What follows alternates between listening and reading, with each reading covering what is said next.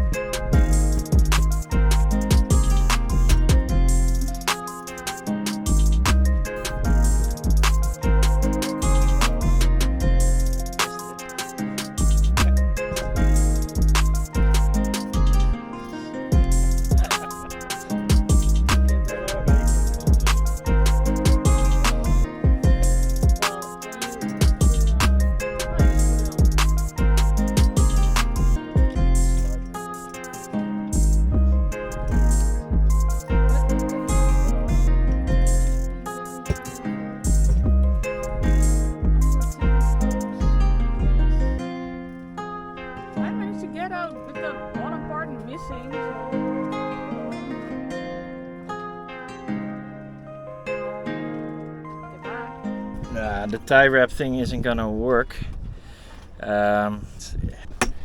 So this part is supposed to be connected, right? But as you can see, it can. Not sure how I can show this to you. Like this, maybe. So this part it can slide from each other. So it doesn't really do anything right now. Because it's supposed to be one continuous tube, and it isn't anymore.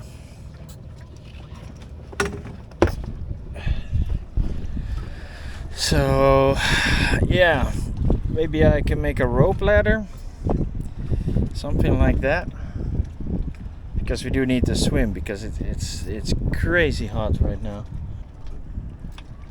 It's tricky. I'll have a think. I'll come up with something. Good morning. It's now 9:45 and I've been away for a bit because I got a new swim ladder. Yeah, the other one, it was proved very tricky to repair. If there was like a nice building supply store around here, I could have probably repaired it, but there's not. And we only have that much stuff in spares on board. And I don't have a piece of pipe of 23 millimeters to exactly fix the old one. So luckily they had something similar. Yeah, it is temporary because I don't like these kind of swim ladders. And come winter time I'm gonna figure something else out on the transom, or something made out of stainless steel. Something that actually works. But this will get us through to the end of the holiday. And so we can swim, because it's 9:45 and it's already 34 degrees. So it is a necessary thing.